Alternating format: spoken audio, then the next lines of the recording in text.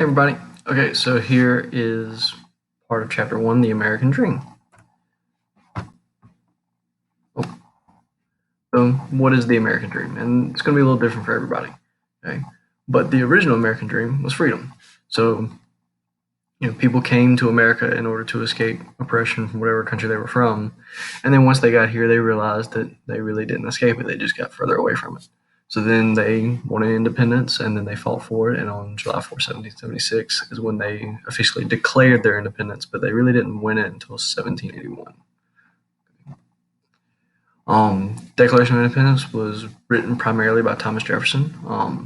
One of the most well-known pieces of that document is, "We hold these truths to be self-evident, that all men are created equal, that they are endowed by their Creator with certain unalienable rights, that among these are life, liberty, and the pursuit of happiness." Unalienable, by the way, just means rights that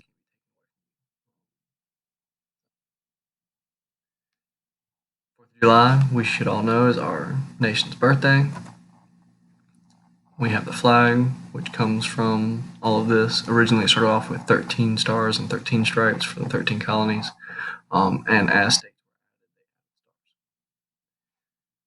our pledge, I pledge allegiance to the flag of the United States of America and to the republic for which it stands, one nation under God, indivisible, with liberty and justice for all. And if you actually break that down, then you can see where a lot of our history and values come from. The Star Spangled Banner, which became our national anthem in 1931. People think that it was there since 1814. It's always been a song since 1814. But if you follow the timeline, it was written in 1814 by Francis Scott Key. It was the official tune for raising the flag in 1889. President Wilson, during World War One, made it for military occasions. At the end of World War One, it was played at the World Series. And then March 3rd, 1931, President Hoover officially adopted it as the national anthem. Okay? And then became tradition at every baseball game after World War II. So you can see where the wars kind of made it a little more patriotic or a little more normal for the national anthem to kind of come around. So what are some symbols of America? So like when somebody talks about America, what do you think about? Some of these I'm sure y'all have thought about in your head by now. You have the Statue of Liberty. This is a poem that was written by Emma Lazarus. If you haven't had it in one of your English classes yet, you probably will. It's "Give me your tired, your poor, your huddled masses yearning to breathe free, the wretched refuse of your teeming shore. Send these, the homeless, tempest tossed to me. I left my lamp beside the golden door." Basically saying the Statue of Liberty was the one guiding way for immigrants to come over to the U.S. Okay.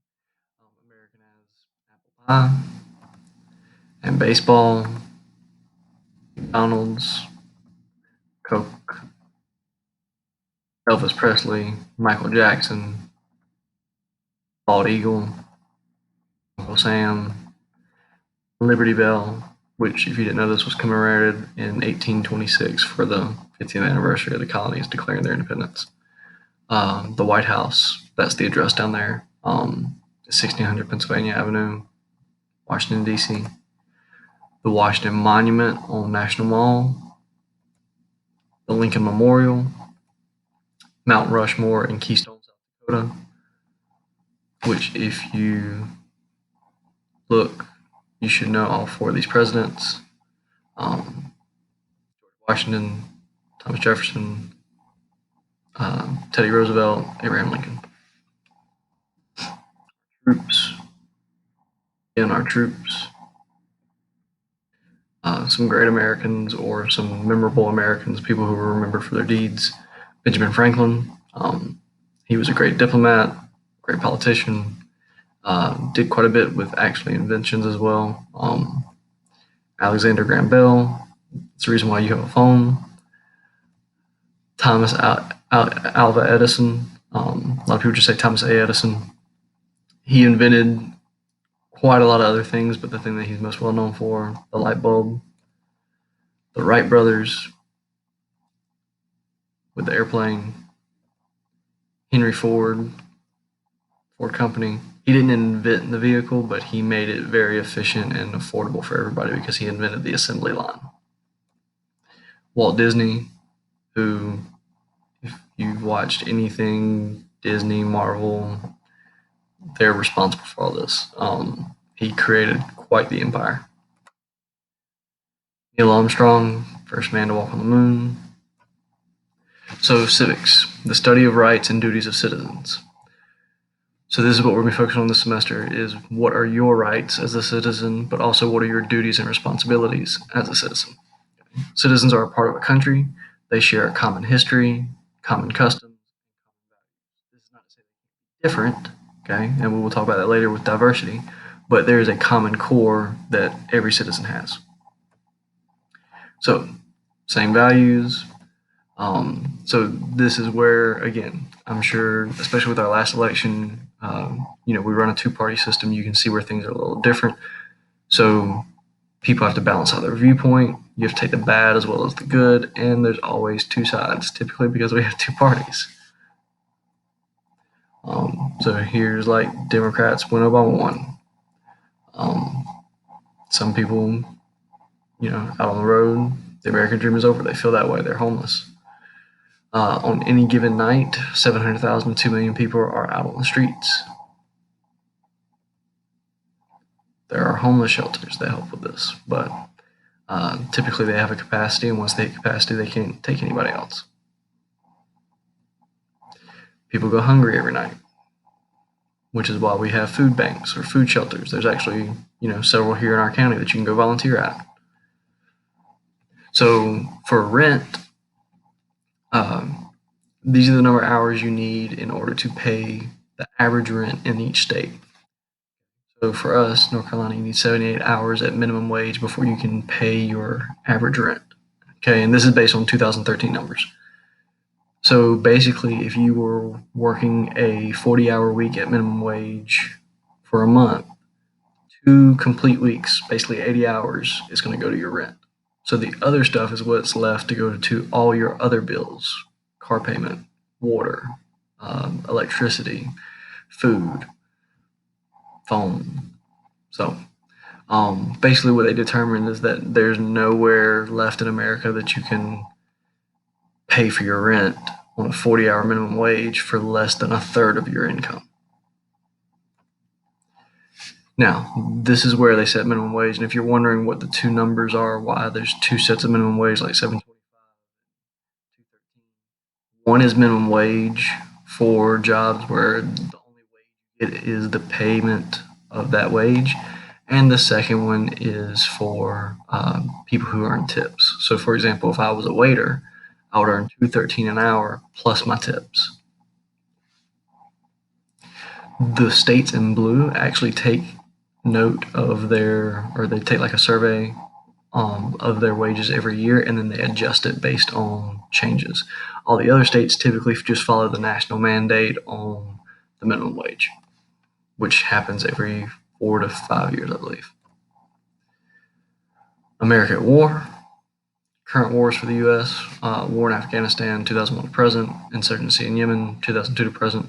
This one actually ended quite a few years ago. The Iraqi War, 2003 to 2011.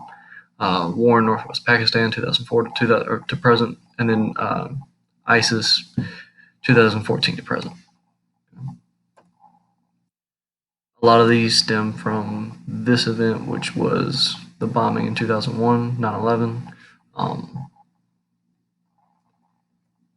So, what is your American dream? And again, it's going to be different for everybody, but is it based on money? Is it based on fame, security? What is it that is your dream? What are your goals? So, postcard. If you could send a postcard overseas to a friend, what would your postcard look like? What kind of picture would represent America? What message would you come up with that says you're proud to be an American? Make sure that you have this in a Google Doc and you submit it. Make sure that you include your name in the Google Doc, and make sure that you have at least 2 to 3 sentences for each answer. Okay. Time capsule. I'm going to put you on groups. It'll be in the stream. as well as I'll probably make a Google Doc attached to this assignment so that way everybody will know what groups they're in. But what would you put in a time capsule? What popular trends, clothes, styles, slang identify you as Americans right now? Because that will change over time. Back in the you know 80s, it was what's up, or things, words change over time. In the 90s, what's hanging? Nobody says what's hanging anymore. So you'll work in these groups to create your own time capsule so that in 100 years, someone who opens the capsule will get a sense of what it means to be an American. Y'all can do this through Google Slides. You just have to share the document with each other so that you can all work on it together. And I will do a video showing you how to do that. And I will attach that as well. So hope y'all are doing well. Good luck with it. If you have any problems, send me a remind message or an email. Okay? See you later.